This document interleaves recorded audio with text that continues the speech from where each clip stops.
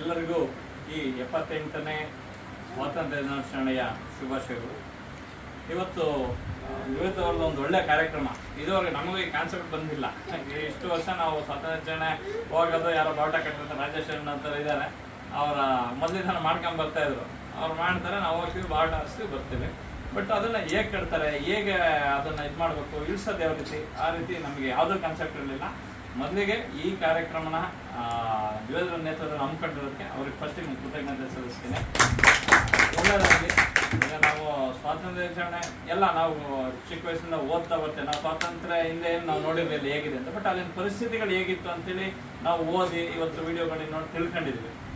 ಜೊತೆಗೆ ನಾವು ಮುಂದೆ ಆಗಿರಬೇಕು. ಯಾವುದೋ ಶತಮಾನದಿಂದ ನಾವು ದಾಸ್ಯಕ್ಕೆ ಒಳಗಾಗಿ ಬ್ರಿಟಿಷರ ತುಳಿತಕ್ಕೆ ಒಳಗಾಗಿ ಬಂದು ತದನಂತರ ನಾವು ಗಳಿಸಿರೋ ಸ್ವಾತಂತ್ರ್ಯನ ಹೆಂಗೆ ಉಳಿಸ್ಕೋಬೇಕು ಅನ್ನೋದು ನಮಗೆ ಮೊದಲನೇ ಪ್ರಶ್ನೆ.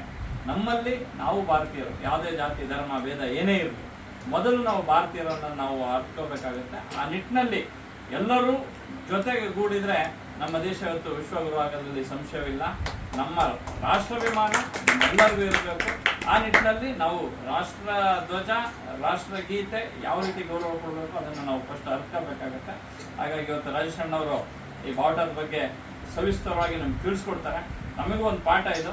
ನಾವೆಲ್ಲ ಇದಕ್ಕೆ ಕಲಿಯೋಕೆ ಉತ್ಸುಕರಾಗಿದ್ವಿ. ನೀವು ಎಲ್ಲ ತಿಳ್ಕೊಂಡು ಈ ಸಮಾಜಕ್ಕೆ ಇದನ್ನು ಹಂಚ್ಕೊಳ್ಳಿ. ಹೇಳಿದ್ರು ಇವರು ಫೇಸ್ಬುಕ್, ವಾಟ್ಸಪ್, ಇವತ್ತು ಸಾಮಾಜಿಕ ಜಾಲತಾಣಗಳ ಯುಗ ಇದು. ಒಂದು ಸಣ್ಣ ವಿಷಯ ಬೇಗ ತಲುಪುತ್ತೆ. ಕೆಟ್ಟದನ್ನು 100 ಸತಿ ಶೇರ್ ಮಾಡೋದಕ್ಕಿಂತ ಈ ಒಂದು ಒಳ್ಳೆ ವಿಷಯನ ನಾವು 1000 ಶೇರ್ ಮಾಡಿದರೆ ಜನರಿಗೆ ಅದ್ರ ಬಗ್ಗೆ ಅರಿವು ಮೂಡುತ್ತೆ. ಆ ನಿಟ್ಟಿನಲ್ಲಿ ಇದೆಲ್ಲ ಸೇರಿದ ನಿಮ್ಮೆಲ್ಲರಿಗೂ ಧನ್ಯವಾದ ಸಲ್ಲಿಸ್ತಾ ಮುಂದಿನ ಕಾರ್ಯಕ್ರಮ ರಾಜೇಶ್ ಅಣ್ಣವರು ನಡೆಸ್ಕೊಡ್ತಾರೆ ಅಂತ ಥ್ಯಾಂಕ್ ಯು. ಎಲ್ಲರಿಗೂ ನಮಸ್ಕಾರ. ಜವೇರಿಯಾ ಟ್ರಸ್ಟ್ನವರು ಒಂದು ಸಣ್ಣ ವಿಭಿನ್ನ ಪ್ರಯತ್ನ ಮಾಡಿದ್ದಾರೆ. ಅದು ಸರಿ ಇದೆ. ಇಲ್ಲಿ ಮಾಡಿರೋದು ನೀವು ಹೇಳ್ತಾ ಇರೋದು ಸಾಮಾಜಿಕ ಜಾಲತಾಣಗಳಲ್ಲಿ ಹರಡುತ್ತೆ ಅನ್ನೋದು ಸರಿ ಇದೆ. ಆದರೆ ಒಂದು ಲಾರ್ಜ್ ಸ್ಕೇಲಲ್ಲೇ ನೋಡಿ ಒಂದಿಷ್ಟು ಯುವಕರನ್ನ ಸೇರಿಸಿ ಮಾಡೋ ಅವಶ್ಯಕತೆ ವಿಶೇಷವಾಗಿ ಮುಸಲ್ಮಾನ್ ಸಮುದಾಯದಲ್ಲಿದೆ. ನಾನು ಬೇರೆ ಅನ್ನೋದಕ್ಕಿಂತ ನಮ್ಮ ಮುಸಲ್ಮಾನ್ ಸಮುದಾಯದಲ್ಲಿ ಈ ಥರದೊಂದು ಜಾಗೃತಿ ಮೂಡಿಸೋಂಥ ಕೆಲಸ ಒಂದು ಸ್ವಲ್ಪ ದೊಡ್ಡದಾಗೇ ಮಾಡಬೇಕಾಗಿತ್ತು. ಒಂದು ಅರ್ಧ ಗಂಟೆ ಒಂದು ಕಾರ್ಯಕ್ರಮ ಮಾಡುವಂಥ ಅವಶ್ಯಕತೆ ಇತ್ತು. ಸರಿ, ಮೊದಲನೇ ಪ್ರಯತ್ನ ಮಾಡಿದ್ರಿ, ತುಂಬ ಸಂತೋಷ. ಇದಕ್ಕೆ ನನಗೆ ಜನನಿ ಜನ್ಮಭೂಮಿಷ್ಯ ಸ್ವರ್ಗದಬ್ಬಿ ಗರಿಯಿಸಿ, ಜನ್ಮ ಕೊಟ್ಟ ತಾಯಿ, ಜನ್ಮ ನೀಡಿದ ಭೂಮಿ ಸ್ವರ್ಗಕ್ಕಿಂತ ಮಿಗಿಲು ಅಂತ ಹೇಳ್ತಾರೆ. ನಮ್ಮ ದೇಶದಲ್ಲಿ ರಾಷ್ಟ್ರಧ್ವಜ ಮತ್ತೆ ರಾಷ್ಟ್ರಗೀತೆ ಕೇಳಿ ರೋಮಾಂಚನ ಆಗದೇ ಇದ್ರೆ, ರಾಷ್ಟ್ರಗೀತೆಯನ್ನು ಕೇಳಿ ಅವನ ರಕ್ತ ಕುದಿಯದೇ ಇದ್ರೆ ಅದು ರಕ್ತ ಆಗೋಕ್ಕೆ ಸಾಧ್ಯ ಇಲ್ಲ. ಯಾಕೆ ಅಂತ ಕೇಳಿದರೆ, ಅಂತ ಭೂಮಿಯಲ್ಲಿ ನಾವು ಜನ್ಮ ತಾಳಿದ್ದೀವಿ. ನಾವೆಲ್ಲರೂ ತುಂಬ ಪುಣ್ಯವಂತರು. ಶತಶತಮಾನಗಳು ನಮ್ಮ ದೇಶದ ಇತಿಹಾಸ, ಪುರಾಣ ಕಾಲದಿಂದಲೂ ನಮ್ಮ ದೇಶದ ಇತಿಹಾಸ ಇದೆ. ಆದರೆ ನಮ್ಮ ದೇಶದ ಇತಿಹಾಸನ ಪುಟಗಳನ್ನ ತೆರಿತಾ ಹೋದರೆ ಸುಮಾರು 500 ವರ್ಷಗಳ ಕಾಲ ಭಾರತ ದೇಶ ದಾಸ್ಯದ ಶೃಂಖಲೆಯಲ್ಲಿ ಪರಕೀಯರ ಆಡಳಿತಕ್ಕೆ ಒಳಗಾಗುತ್ತೆ. ಆದರೂ ಕೂಡ 500 ವರ್ಷಗಳ ಕಳೆದರೂ ಕೂಡ ನಮ್ಮ ದೇಶದ ಕಲೆ, ಸಂಸ್ಕೃತಿ, ಆಚಾರ, ವಿಚಾರಗಳು ಇಂದಿಗೂ ಹೊಸದ್ರಂತೆ ಕಂಗೊಳಿಸ್ತಾ ಇದೆ. 1000 ವರ್ಷಗಳ ಹಿಂದೆ ಕಟ್ಟಿದಂಥ ಬೇಲೂರು ದೇವಸ್ಥಾನದಲ್ಲಿ ಇವತ್ತಿನಲ್ಲಿ ಇರತಕ್ಕಂಥ ಆಧುನಿಕ ತಂತ್ರಜ್ಞಾನದ ಎಲ್ಲ ವಿಚಾರಗಳು ಅಲ್ಲಿ ಪಬ್ಲಿಷ್ ಆಗಿ ಹೋಗಿದೆ. ಅಲ್ಲಿ ಮೂರ್ತಿಯಲ್ಲಿ ಕೆತ್ತಿದ್ದಾರೆ. ಅದು ದೇವಸ್ಥಾನ ಹಿಂದೂ ಮುಸ್ಲಿಂ ಅದ್ಬೇರೆ ವಿಚಾರ. ದೇವಸ್ಥಾನದಲ್ಲಿ ಕೆತ್ತಿರುವಂಥ ವಿಚಾರಗಳೇನು ಅಂದರೆ ಆಧುನಿಕ ತಂತ್ರಜ್ಞಾನ. ಇವತ್ತು ಏನು ನಮ್ಮ ಡಾಕ್ಟರ್ಗಳಿಗೆ ಒಂದು ವೈದ್ಯಕೀಯ ತಂತ್ರಜ್ಞಾನ ಏನಿದೆ, ಅವತ್ತೇ ಅದನ್ನು ಶಿಲ್ಪಿಗಳು ಚಿತ್ರದಲ್ಲಿ ಮೂಡಿಸಿದ್ದಾರೆ. ಅದನ್ನು ಕಲ್ಲಲ್ಲಿ ಕೆತ್ತಿ ಅಂದರೆ ಬರೆಯೋಕ್ಕೆ ಬರವಣಿಗೆ ಮಾಡಿದಂಥ ಹಲವು ಗ್ರಂಥಗಳು ಇಲ್ಲ ಈಗ ನಮ್ಮ ಹತ್ರ. ಆದರೆ ಅಂತಹ ಹಲವು ವಿಚಾರಗಳು ಭಿತ್ತಿಶಿಲ್ಪದಲ್ಲಿ ಮೂಡಿಸಿ ಇಂದಿಗೂ ಜೀವಂತ ಇಟ್ಟಿದ್ದಾರೆ.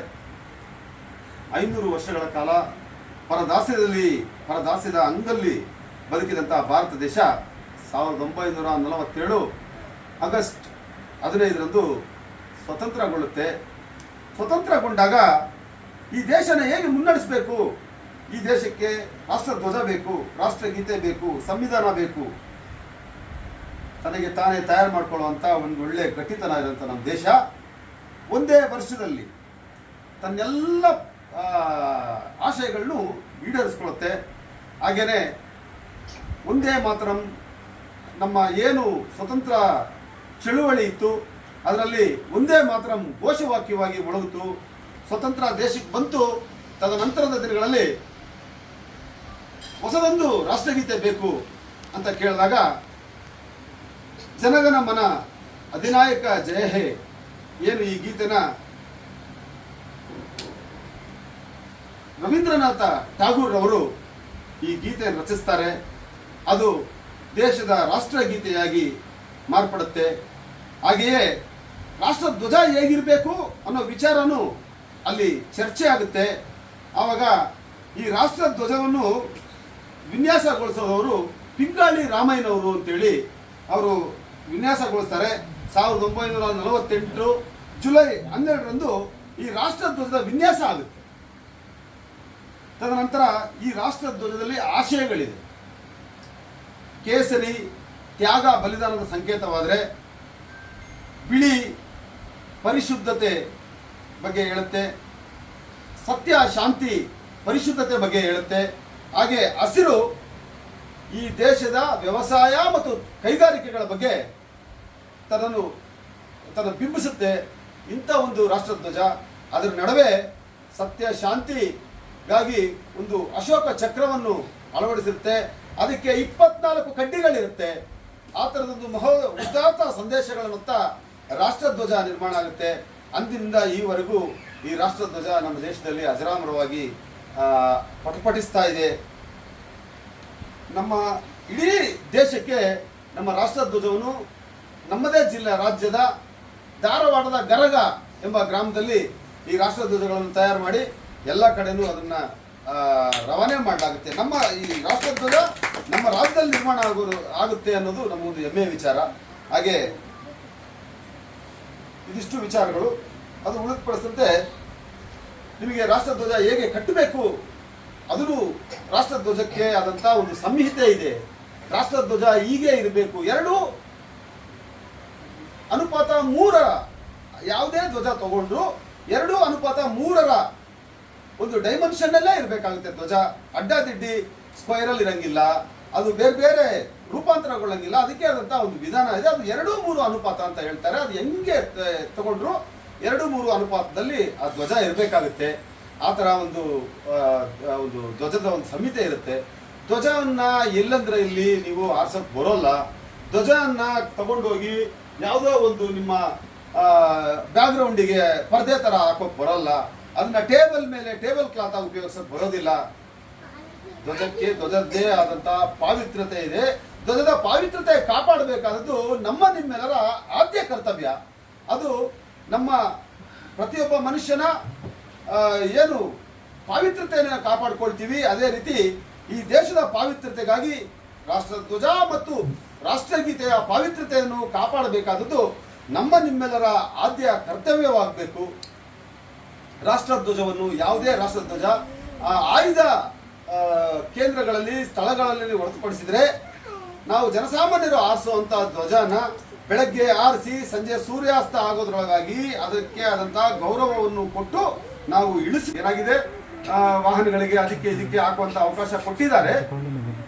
ಆದರೆ ಆ ಧ್ವಜವನ್ನು ನಾವು ಆರಿಸುವಂಥವ್ರು ನಾವು ಈ ಥರ ಧ್ವಜಗಳು ತಗೊಳ್ಳೋದಕ್ಕಿಂತನೂ ನಾವು ಕಾಟನಲ್ಲಿ ಸಿಗುವಂಥ ಧ್ವಜಗಳು ಚೆನ್ನಾಗಿ ಸಿಗುತ್ತೆ. ಮತ್ತು ಆರಿಸೋವಾಗ್ಲೂ ಆ ದಾರಗಳು ಸ್ಲಿಪ್ ಆಗುವಂಥದ್ದು ಅಥವಾ ಬೇರೆ ಬೇರೆ ಇದಾಗಲ್ಲ, ಅಂದರೆ ನಿಮಗೆ ಡಿಸ್ಟರ್ಬ್ ಆಗಲ್ಲ. ಆರಿಸೋವಾಗ ದಾರ ಎಳೆದಾಗ ಡಿಸ್ಟರ್ಬ್ ಆಗೋದು ಆ ಥರದ್ದೆಲ್ಲ ಆಗ್ತಾ ಇರುತ್ತೆ. ಅದು ಆ ಥರದ ಡಿಸ್ಟರ್ಬ್ಗಳಾಗಲ್ಲ. ನೀವು ಆದಷ್ಟು ಕಾಟನ್ ನೂಲು, ಕಾಟನ್ ದಾರ 5 ಎಳೆ ಹೊಂದಿರುವಂಥ ಕಾಟನ್ ದಾರ ಮತ್ತು ಕಾಟನ್ನಿನ ಆ ರಾಷ್ಟ್ರಧ್ವಜವನ್ನು ಖರೀದಿ ಮಾಡಿ ಆರಿಸುವಂಥ ಒಂದು ಪ್ರಯತ್ನಗಳನ್ನ ಮಾಡಬೇಕು. ರಾಷ್ಟ್ರಧ್ವಜವನ್ನು ಎಲ್ಲಂದ್ರೆ ಇಲ್ಲಿ ಸುಮ್ಮನೆ ಎಸೆಯಬಾರ್ದು. ಆಮೇಲೆ ನಿಮಗೆ ಅದು ಚಿತ್ತಾಗಿದೆ, ಅದು ಕೊಳೆ ಆಗಿದೆ ಅಂದರೆ ಅದಕ್ಕೆ ಗೌರವಯುತವಾದಂಥ ಸಂಸ್ಕಾರ ಮಾಡುವಂಥ ಮನೆಯಲ್ಲಿ ಇಟ್ಟು ಅದನ್ನು ಗೌಪ್ಯವಾಗಿ ಅದನ್ನು ಸ್ಮ್ಯಾಶ್ ಮಾಡುವಂಥದ್ದು, ಯಾರಿಗೂ ತೋರಿಸ್ದಲೆ ಗೌಪ್ಯವಾಗಿ ತುಂಬ ಗೌಪ್ಯವಾಗಿ ಅದನ್ನು ಸ್ಮ್ಯಾಶ್ ಮಾಡಿದ್ರೆ ಇದು ಮಾಡುವಂಥದ್ದು, ಅಂದರೆ ತೊಗೊಂಡೋಗಿ ಕಸಕ್ಕೆ ಹಾಕುವಂಥದ್ದು ಆ ಥರದ್ದೆಲ್ಲ ಹಾಕಬಾರ್ದು. ಅದಕ್ಕೆ ಆದಂಥ ವಿಶೇಷವಾದಂಥ ಗೌರವ ಇದೆ ಅಂತ ಹೇಳ್ಕೊಳ್ತಾ ಇದಿಷ್ಟು ಮಾಹಿತಿಯನ್ನು ಪ್ರತಿಯೊಬ್ಬರು ಪಾಲಿಸ್ತಾ ರಾಷ್ಟ್ರಧ್ವಜದ ಪಾವಿತ್ರತೆ ಕಾಪಾಡಬೇಕು ಅಂತ ಹೇಳ್ಕೊಳ್ತಾ ಇದ್ದೇನೆ. ರಾಷ್ಟ್ರಧ್ವಜ ಹೇಗೆ ಕಟ್ಟಬೇಕು ಅನ್ನೋದನ್ನ ನಾನೀಗ ನಿಮಗೆ ಪ್ರಾತ್ಯಕ್ಷಿತೆ ಮೂಲಕ ತೋರಿಸ್ಕೊಡ್ತಾ ಇದ್ದೇನೆ. ಯಾವಾಗಲೂ ರಾಷ್ಟ್ರಧ್ವಜವನ್ನು ಬಟ್ಟೆ ರೀತಿ ಸುಮ್ಮನೆ ಈ ಥರ ಎಲ್ಲ ಇಟ್ಕೊಂಡು ಮಾಡಬಾರ್ದು. ಅದನ್ನು ಮೊದಲು ಈ ಥರ ಮಡಚಿ ತಮ್ಮ ಹೆಗಲಿಗೆ ಹಾಕ್ಕೊಳ್ಬೇಕು. ಅದನ್ನು ಹಾಕ್ಕೊಂಡು